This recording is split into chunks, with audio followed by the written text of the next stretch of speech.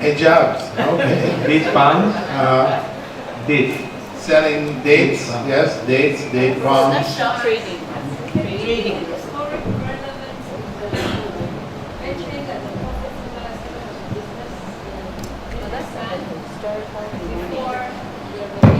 Yes, mentioning the Prophet ﷺ being engaged in business before his wife Khadija, before he managed her business. So that can give it some relevance. Again, one of the most noted characteristics of business is deception. You know, business people are noted for cheating their customers.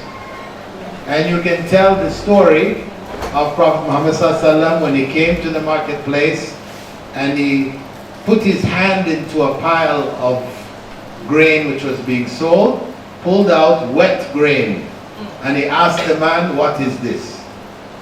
And he said, "Well, rain fell on the grain last night." So he said, "That's what you should have shown and sold. Because by covering it with dry grain, people think they're buying dry grain and it's being sold by weight, and grain which is wet will weigh twice as much as the dry grain. So you are cheating the people." You see? And then he called the people of the marketplace, the business people, he called them up all together and he said what? "Man ghashana falaysa minna." Got everything there. You know, everything that you need is there, right there in that one story. It's saying something about business and about honesty, you know, all of it is there, that we don't cheat others because we're all engaged in some kind of business. So I think that becomes very, very appropriate there. Okay, what else could we add? Riba, what age are they? Again, 12, 13. Maybe riba might be too advanced for them. Assalamu alaikum. You can talk to them about where Allah is saying in the Quran verse about businesses. When you are going to a business, it's important that you have witnesses and you should write it down, you know, as in ethics of the business. And you can also talk about Jum'ah, go about your business after you are, so business is illegal, accepted. I think though that the writing down of the contract may be a bit too advanced for them. You know, again, we got to try to find what matches. But the other verse which says, "Awfu bil uqud," you know, that what you commit yourself to in business, you must do. Also, the one which talks about, you know, giving the proper weight. You know, when you're weighing, that you don't. But again, that comes from that hadith. But you can bring the hadith, the Quranic verse as supportive. So we do have Quranic reference in business. For honesty, basically, the key here is honesty. And we have a number of verses in the Quran which talk about being honest in business. Okay? Work ethics. Yes.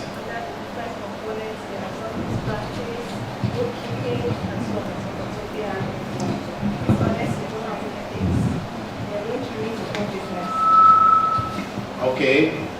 What we used to promote during this lesson is ethics. You know, punctuality also, honesty, good manners, because of how you're going to treat your customers also matters. So we try to build it into the lessons. Yes, that's good. And we have hadith for this also, where the Prophet ﷺ had said, إِنَّ اللَّهَ يُحِبُّ مِنْ أَحَدِكُمْ إِذَا عَمِلَ عَمَلًا أَنْ يُتْقِنَهُ. That Allah loves from each and every one of you, whenever you do anything, you do it to the best of your ability. So you do a good job, you be there on time. This is all related to itqan in work. Pass the...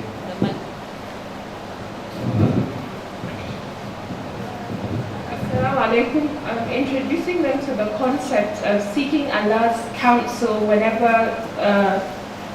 they're going to start a business, whether they're going to make any business decision. That's the concept of Salatul Istikhara, seeking Allah's counsel before we make any major decision in our lives.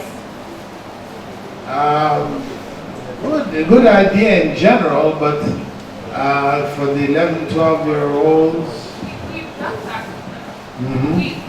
this is something we have a financial literacy class, and we introduced that concept, and they're very much aware of the concept, and we just extended the knowledge that Rasulullah Sallallahu Alaihi Wasallam encourages us to make istikhara for any decision that we want to make.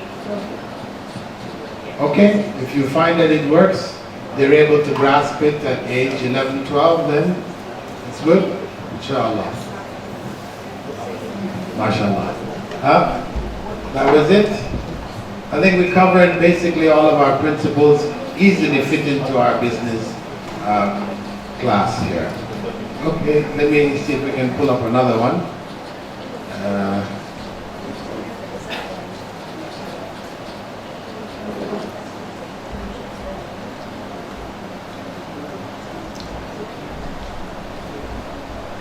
Okay, somebody recognize their handwriting here?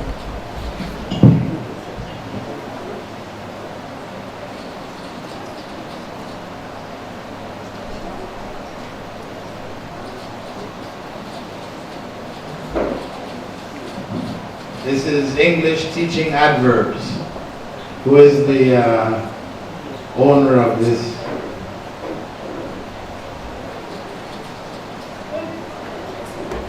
Yes?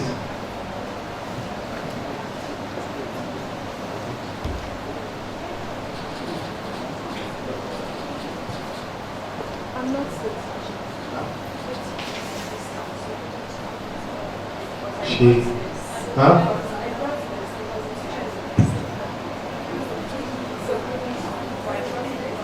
Why couldn't she come? Because she's a Christian, and from our knowledge of her, she's not someone who would fit in easily to this kind of setting. Okay. Yes. So we put it up on purpose because, like I mentioned yesterday, our English teachers are all Christians. So even if we wanted to do this, we would not be able to ask them to do it. So when we're coming, we decided to bring something from English on purpose to see. Because we weren't even sure what this was going to be about. Is there a way to get around this? Teach adverbs and Islamize it at the same time. Well, we believe that it is possible, but whether you can just put it in the hands of a Christian, a non-Muslim to do it, that's another issue. If they are willing, you see, if they're cooperative and they're willing, it is possible. Because I have introduced this in India to Hindus. In that same school, Unity School, about 30% of the teachers there were Hindus, and they did it. Because they were cooperative, they were prepared, because we were not asking them really to do anything which goes against their religion. You know, we're talking about moral messages. Who is against morality? When you talk about general principles of morality, we don't have a problem there. Our non-Muslim female teachers actually come to school dressed almost completely covered. It's just they will not wrap the hijabs around their heads or the veils. They would actually tie scarves fully. They wear full-length skirts and so on. When we are dealing with general principles, they don't have a problem. It's when one wants to get very particular. I mean, that this is coming from the Quran, then we have a challenge there. One, secondly, just from watching what you had to do today, it's not easy sometimes to bring forth verses of the Quran, hadith, stories from Syria, figures from Syria that match the topic, even for Muslims, even with our existing knowledge base. So when we put it in the hands of a teacher who has no knowledge base, the person is actually starting from zero. So this is part of the challenge. If I had known we would be required to come up and defend what's up there, maybe I would have picked something else. But we can try, so we can... Yes. That's why I'm saying it's the house that can help. Yeah, sure. Let's... So nobody should look at me as an expert. None of us are experts. No, on the subject. Yes. Thank you. Okay, it's adverbs, as we can see. The teaching methods is define, list, then explain, which will be done basically by the teacher as well as by the students. Instructional materials are listed there, thinking routines also listed there. This class is GSS 3, that's grade 9. You can see it, okay, so I should read it all out. Thinking routine, think, pair, share. I used to think such and such, now I think this. Introduction, lessons will be introduced with the teacher. With the teacher randomly picking students to say what they know and understand about adverbs. It's assumed, of course, that they know a lot already because they've encountered adverbs right from primary school over and over again. It's just a level of complexity that will be decided upon by the teacher in this case.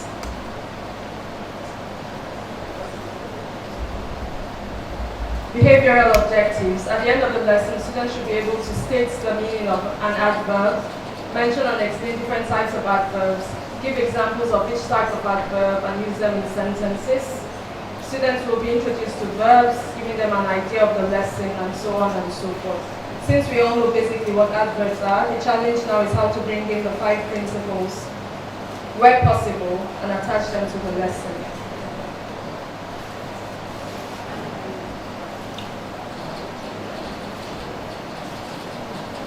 Presentation step 1, the teacher guides the students in stating the meaning of an adverb as a word that modifies a verb, an adjective or another adverb. It's used to describe the action of a verb, such as where, when, or how an action is done. Okay, so in this context here, the verbs and the adverbs and the adjectives which are used can have some Islamic context. You know, they can be related because in the word by itself anyway, as an adverb and a verb, you want to put it in a sentence because it's the whole, you're not going to study it by itself. You're going to put it in a sentence. So this is where your point of Islamization comes in terms of the text that you're working with. The sentences that you use illustrating would have Islamic references, right? That would be the connection. You may, what you could do when you're asking them to find the adverbs, you may take some verses from the Quran, some hadith from the Prophet Muhammad which contain the adverbs, and you ask them to find the adverbs. So in the exercises, you can bring in your Islamic context. And then to illustrate further, you can use some kind of short moral,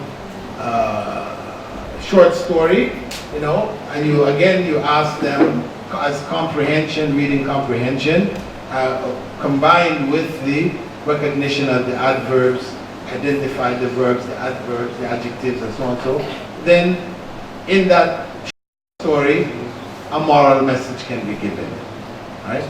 The others are just lines, sentences. The Quranic verse is only a sentence. The hadith is only a sentence, which may contain adverbs in them. That's what you would look for. So this is how, most obviously, I think we can Islamize our class on verbs. Anybody has any other ideas? The historic relevance. Can we mention that the study of verbs has to do with grammar, studying language? We have Muslims that study language, that work in language, that we can mention their names. Yes, it's possible. What age is this? 13. Oh, yeah, okay, these are bigger kids, yes. It's possible to mention, or what I would maybe, let's take your point first. The great grammarian, Muslim grammarian, maybe great grammarian, Sibawayh, something like this could be mentioned. But of course, this is Arabic related. Will they do dictionary work? Sometimes yes, but especially if the passage is given where there are words that the teacher knows they are not likely to know the meaning of, then they are referred to the dictionary. Yes, but not as a major objective, only if they encounter such. Okay, you know the other thing that we can do, remember there is a body of words in English whose origin is Arabic. So for the English teachers, they need to compile all of these. So they can work it into their classes. So whilst they're teaching them, sugar came from sukkar. You know, jabr came from al-jabr. Algebra came from al-jabr. So for English teachers, they will specifically need this. So this is something that the department combined working with Arabic teachers who may be more able to catch these words more, then you build up your body, some compilation of Arabic words which exist in English now. So then you can use those when you're illustrating your adjectives and your adverbs. Your adverbs can be taken from related to verbs or modifying verbs. So these verbs which are used could be Arabic in its origin. So we're giving them that connection that way. Okay? Anything else? Muslim what?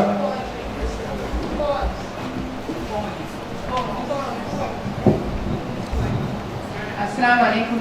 I said poetry written by Muslims can be used, and then you can ask the students to highlight adjectives in the poems, yes. Also, yeah. Wouldn't that be more appropriate though for a literature class when they are tackling poetry?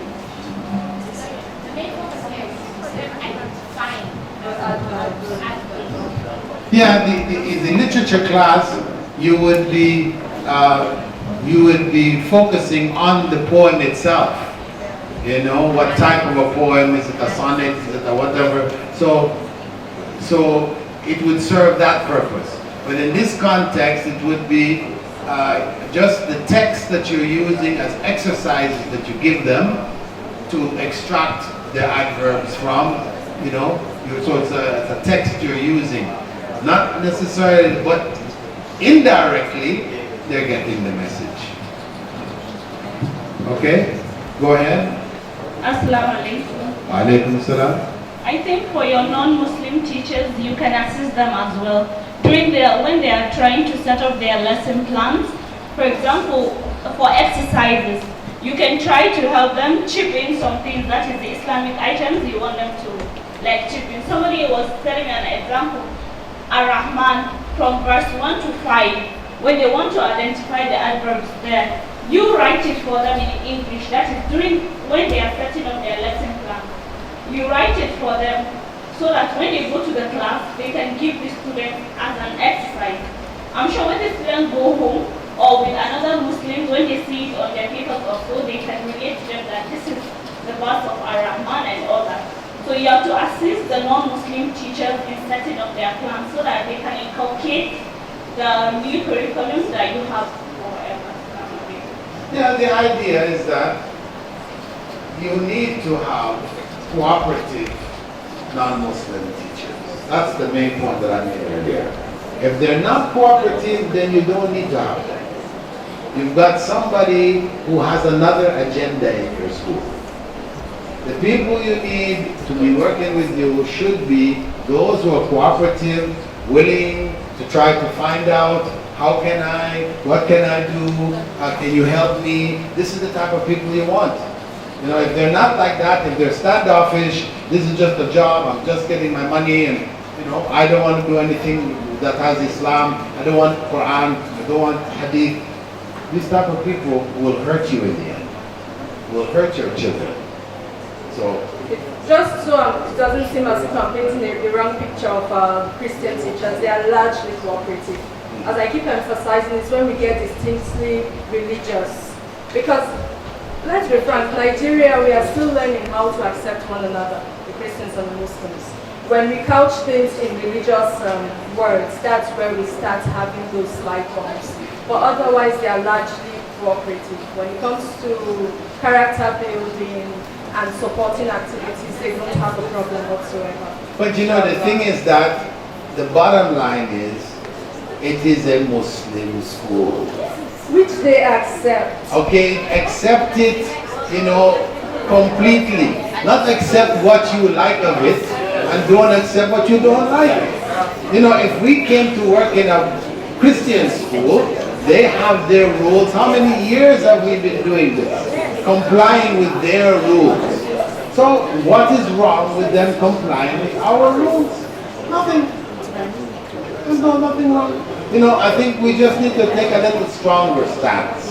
You know, I know you want to be, you know, accommodating and, No, you know. it's not that. We want to be effective. And if you can set rules and people can put on the appearance of following the rules, let's be honest. It's one thing to set the rules, it's another thing for them to effectively impart it. So why I keep asking this question is how to make sure it's effectively done, even in one's absence. Because we can't monitor every class. To be sincere, even some of these things we are asking schools, we are talking about Islamization. Let's be sincere, from what we know of schools and of teachers, even some Muslim teachers will still not do it effectively. That's the truth. It's the truth, yes. Why I keep asking the question, it's not because we can't make rules in our school and say follow, if you don't follow, get out. We can. However, we are looking for what's effective. Is that the only option we have? Is there another effective way? That's why I keep asking the question. Not because we have a brick wall, we don't. It's just how many doors are open to us. A challenge. It's a challenge. I keep asking, I'm not asking because I think it's impossible. I ask because I want to hear, are there many other doors? We have some ways of getting around some of these issues, even as I'm asking. But I don't want to assume that our way is the only one or the most effective, or because it's worked so far, then it's fine. Well, the bottom line is that it's a learning process right now, you know. But we should be clear on the ideal. And we should be clear also not to compromise the iman of our children at the cost or for academic excellence, you know, because in the end, if we have a school with teachers who are not the academic models, so our students may be not so strong in maths or not so strong in science, whatever, but Dean, they are solid. When they graduate or before they graduate, you can get tutors to help them. You can fix it. But now, if you compromise, and we say we want academic excellence, so we bring these teachers in here, and they give that academic excellence, but they distort or cloud or corrupt the iman of our children. Fixing iman is not easy. It's not easy. I know it's because I hear people talk, we want the best for our children. They say, we want the best for our children. But what is the best? Is the best to be the top mathematician or the top Muslim? You know, it's the top Muslim first and foremost. So we have to be careful that what represents the best. What can be fixed, academics can always be fixed. What can't be fixed is iman, very difficult to fix. When people have corrupted that iman, their outlook, their understanding, very difficult to bring them back. later on, because we're talking about kids who graduate from high school, they're going to go into university. If they leave our institution from high school, they leave with their iman polluted, then they're going to be problems in the future. That is the norm. So we have to wait. And it's better if we have to compromise on the academics rather than on the deen. That's what I would just suggest. Alhamdulillah. Okay, we'll look at one more. How is our time going? Recognize this primary class, primary one. Would you please like to share this with us? Parts of the arm.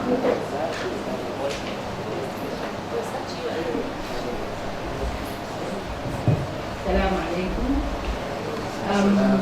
This is primary one, class 6-year-old, 5-6-year-old. The subject is science and the topic is parts of the arm. Previous knowledge, they can identify and name major parts of the body: the head, eyes, ears, nose, mouth, chest, back, arms.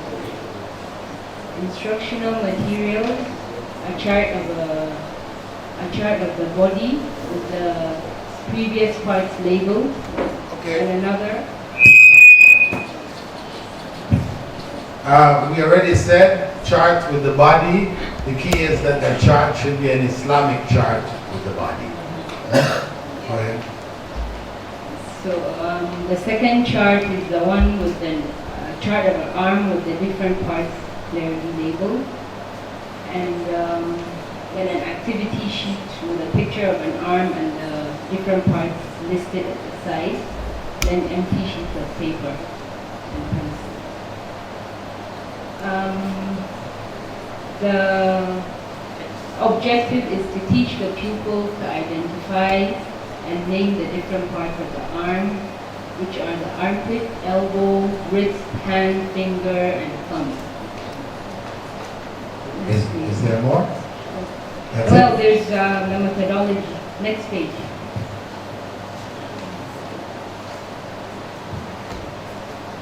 Yeah.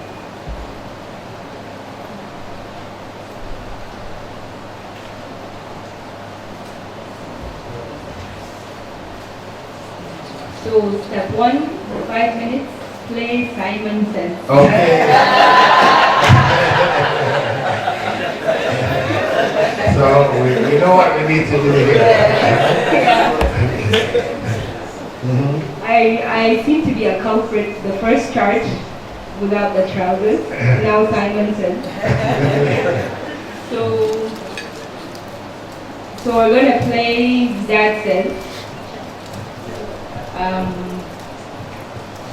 Where you randomly name the body part previously taught and the pupils have to quickly touch the correct body part to revise the previous lesson.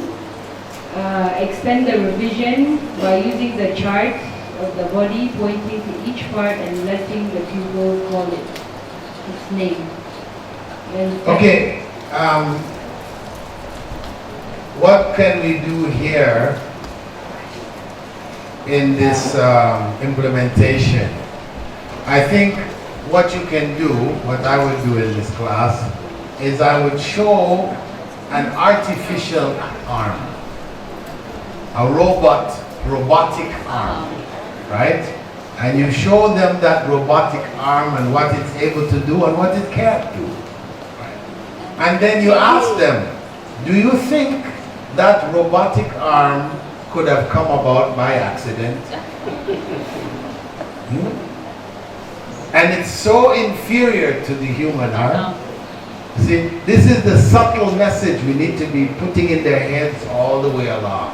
Could it be by accident? Because that's what the whole of Western thought is promoting. It's all accident. We're here by an accident. So we want to put in their mind, just make that imprinted in their mind. There's no accident here. This has to be a law. You know, if we had to be there to make that robotic arm, for sure, there had to be a law to make that real arm.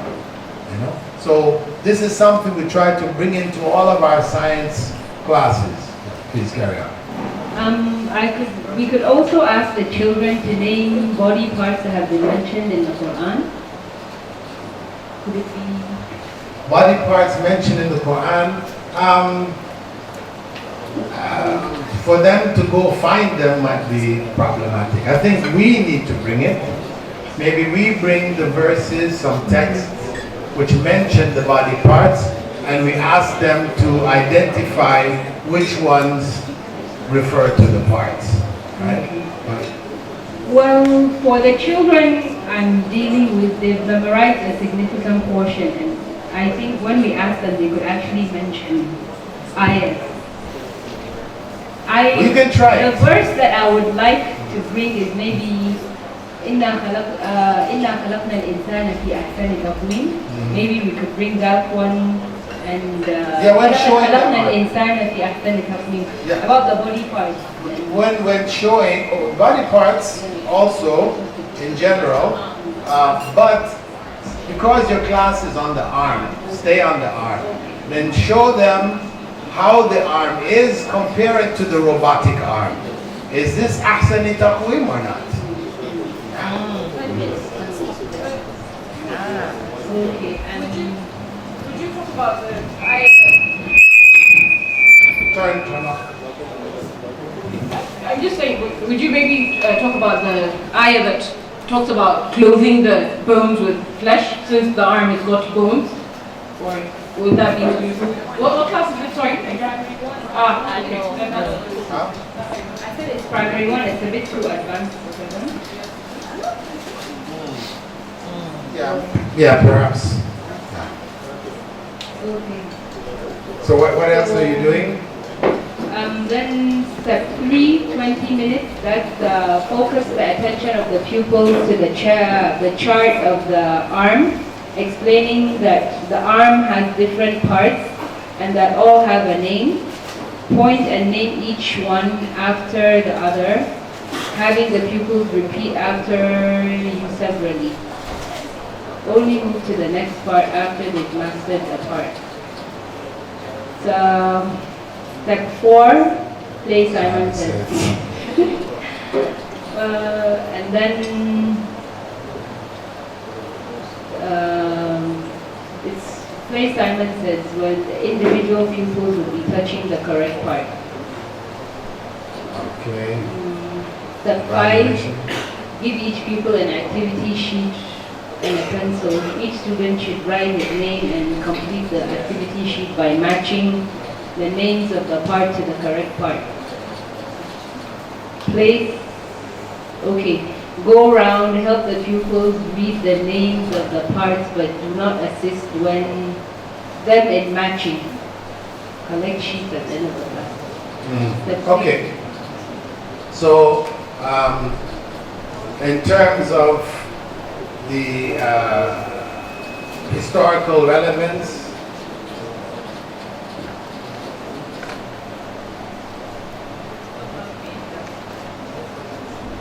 it may be possible at that time we have Muslim surgeons, and in their surgery they did look at the hand, the arm, etc.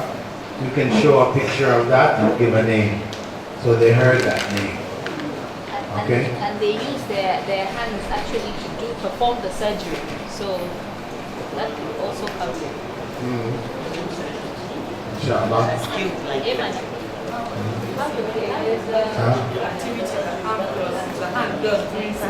The hand in Salah, Yes. yeah, amongst the activities, movements of the hands in Salah. And when you're doing the hand in Salah, you know, my advice is that you also show them the correct way, right?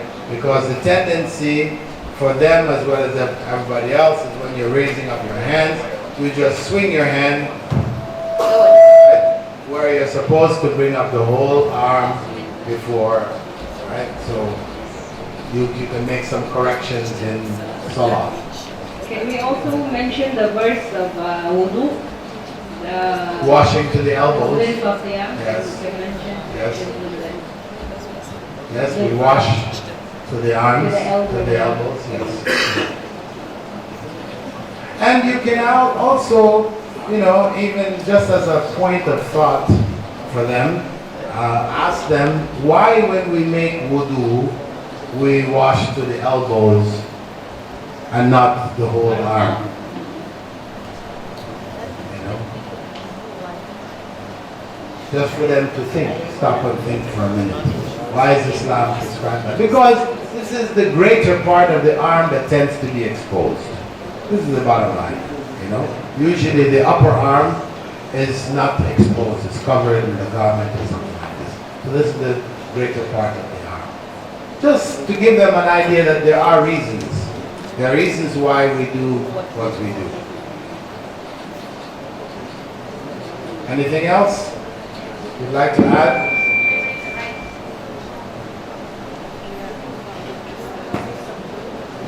Anything else to add to the moral message? Hitting each other, pinching, okay? Destroying things. This is the bad use of the arm. Huh? Yes, also eating and drinking, because the hand is part of the arm, the lesson, that eating and drinking with the right hand. Yes? Yeah, receiving and giving things also with the right hand. Again, for that age, I guess a moral story, a story, in which somehow the arm comes in, hands, what hands did or whatever. Inshallah. Okay, how is our time? We have, shall we take another one? Huh? 10 minutes. Enough? Yes, we need to break. Okay. Last minute meeting. Okay, so we've seen a variety. What we would like you to do, those who are participating with this project for the Ummah, benefit of the Ummah, not just Kaduna and the schools of Kaduna, because ultimately this we want to link up with other schools around the world who are doing a similar thing. To share this, to bring it up online, and make your lesson plans available. Other people can benefit from it, and you can benefit from theirs. We're looking for the benefit of the global Ummah. Right? The other thing that I'd like to ask you, because right now you're writing in books. For us to be able to work with this effectively, we need to have it electronic. To do it in Word documents that can be saved. If we could do that, it would go a long way to benefiting ourselves here as well as elsewhere. So if that can become a new approach where the lesson plans can be in that format as opposed to writing it in books, to put it in documents, and then it can be checked in the same way it's checked by in the physical book. It can be checked, and that way, even if you send your lesson plans in, you don't have to be there to hand over the plan to the teacher to mark and hand it back over to you. It can be sent. We are in that age. Yes. What's happening is that many of us are still back in the writing in the books age. Inshallah. So I think we'll close our session unless anybody would like to raise any more issues or questions. We can look at it before closing. Otherwise, we'll break now, and coming back after the break, it's an hour from now. At 3 o'clock. 3 o'clock we will rejoin But I think is it everybody or it's just the heads? Oh, have we finished? Or Yeah, that's it. I think you want to go through some more. do you want to go through some more? 1 hour. أشهد أن لا إله إلا أنت أستغفرك وأتوب إليك.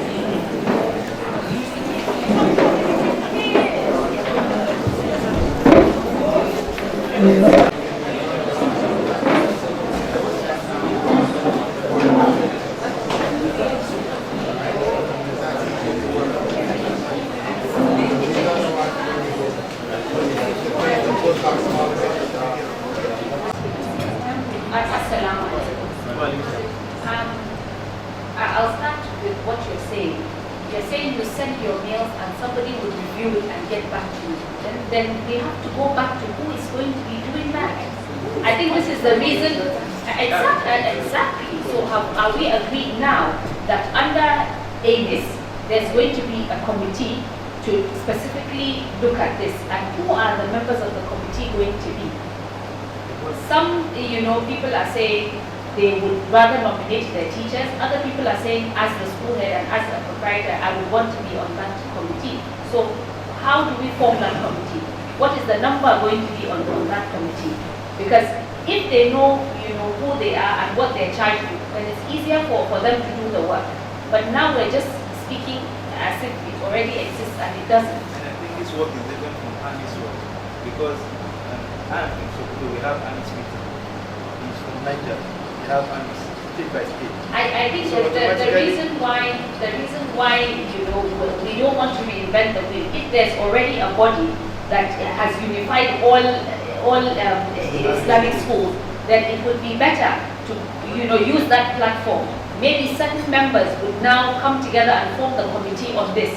So it doesn't matter whether you are in Sokoto, as long as you are a member of the AMIS, then you have access to whatever work it is that they're doing. I think it's best, for us to lay that out first before we go ahead. There must be terms of reference. There must be, officers in charge of what, so we know who is responsible and who we go to and who we expect, whatever outcomes or results from.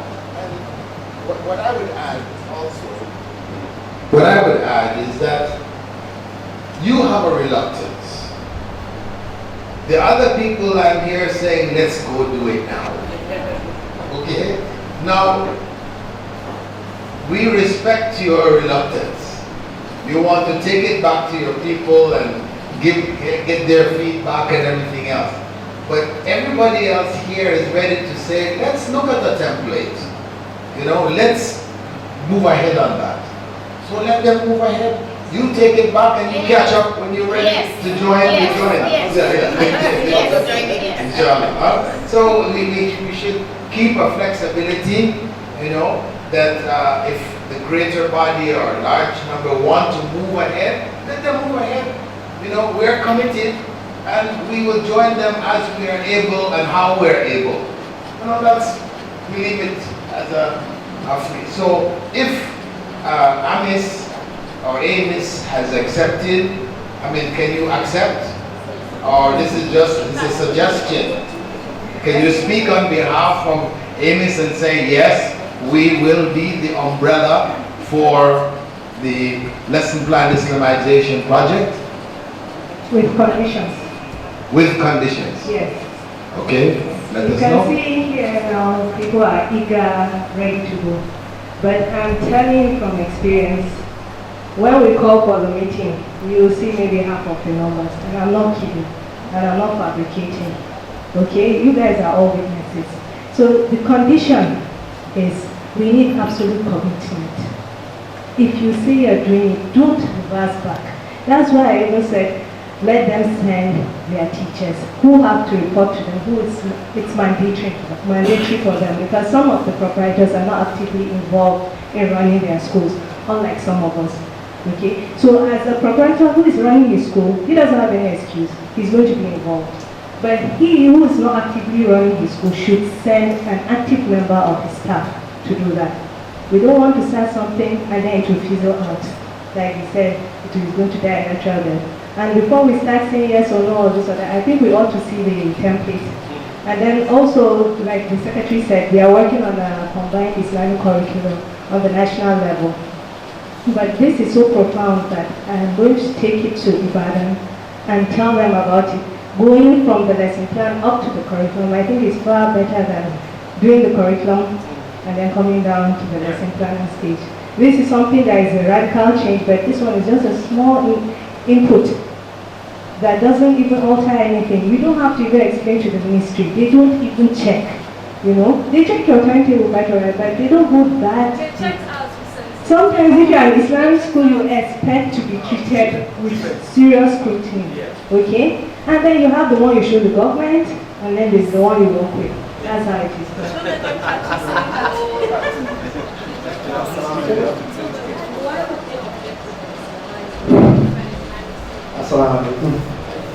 I think from Little Scholar Secondary School, Islamization of the education as it is embedded in our lesson plan. And that was what was used to give us approval for the junior secondary exam and the senior secondary examination. It is titled under what we call added value. Then teachers are expected to come with Quranic verses related to the lesson or an hadith. So this, what we've gone through is an addition. There are certain things that we are not critical of. So we thought it is very easy. But I know what we operate in the school, the primary and secondary school. The primary school have a lesson plan format that is different from us, that they are working on. And they are also improving it. And we also want improvement in what we are doing. But just as she says, if there is a template, if we see the template, now I was talking about the template, because the way we operate in secondary school in Nigeria, the way our lesson plans are structured is a bit different from the primary lesson plan, the format. The certain things are included. When we see this template, the need for us to see the template, to actually see, let's see that there is a template. Once we see it, we have the committee. I think we are just the learning, we see the template, that's how we can work with it.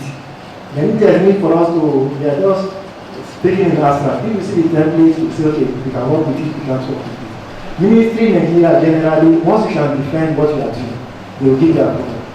Ministry in Nigeria don't have, when they came around to give us approvals for the SSC and the NECO and SSC, after we explained them, they are running, they say it's okay, we should just continue to run. So I'm not thinking ministry should get the productivity, still not the regular stuff that we have. Those subject names, objectives, and stuff like that. Just as what is presented. But they need for us to actually see it and convince our teachers also to work along with us. Because the problem we have more with our lesson plan is that you see teachers, the teacher will run through a Jewish lesson plan, a Muslim teacher. We are talking of Christians. We have Muslim teachers that will not even include one Quranic verse and they tell you they don't know how to go for it. When you put them, they will not use.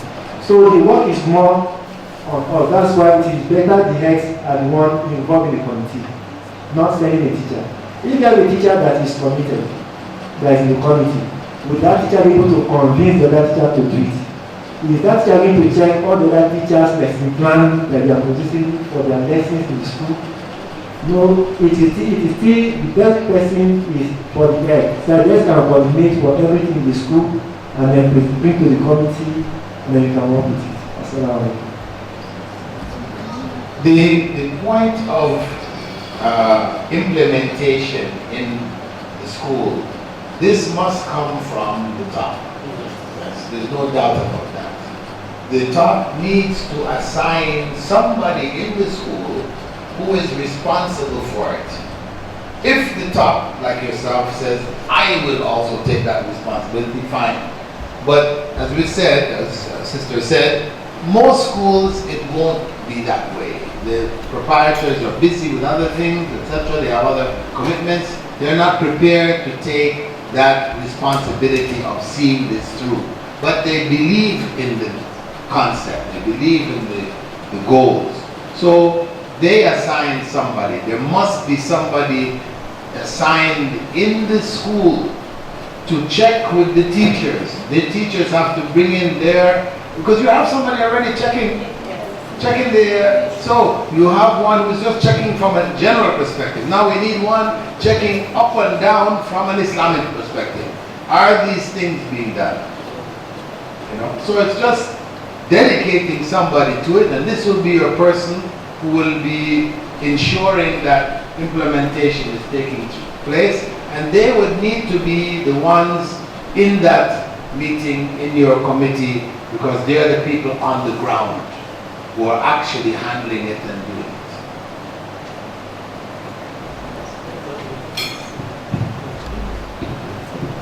Assalamu alaikum. I think the most important thing here is for us to agree that we're all into this thing. This is the most important thing. We've been saying a lot regarding lesson plans. There's no single criteria. There's no single universal agreed lesson plan in this world. There's no. We have different lesson plans, and the ministries of education do visit us and see these different lesson plans and they agree with them. So if we all come to agree with one single template, nobody will say no to us. And this template is subject to change, as the doctor just said. They bring this in to us and we feel that there are certain changes that need to be done. We do the changes and we apply it. So I think let's all agree that we're going to do it. And regarding the issue of coming in with Islamic model schools, it's a very good idea, but I think let's start with a few numbers. They're a body on their own. They might agree or disagree. They have certain priorities. So if you bring something to me and I have my own priorities, I will not accept it. But we have certain members here that are part of it. So few schools can start. And as it develops, then we'll tip it in and it can be part of, what they're doing. And another thing is the issue of the curriculum that they are working on. We can stop this because others are working on the curriculum. It's not yet ready. So let's start doing something on the lesson plans. By the time that the curriculum is ready, then we'll continue with it. So I think something has to start at a given time, and that time is now. There's an obligation in every single one of us. Let's see that obligation in us. That obligation is every single person here has to have something to present to Allah. This is what I'm able to do in dunya. And this is one of the best things that you can present. We are trying to establish Tawheed in knowledge. And that's the fundamental thing in Islam. Iqra bismi rabbik. That's very fundamental. Iqra bismi rabbik. This is what you're trying to establish. So I think this is something that we should agree to go into now with the various few schools that we are having. And let's see how we can contact each other and with all the commitment see that we succeed. We can have different ways of doing it. Let's start with this few numbers.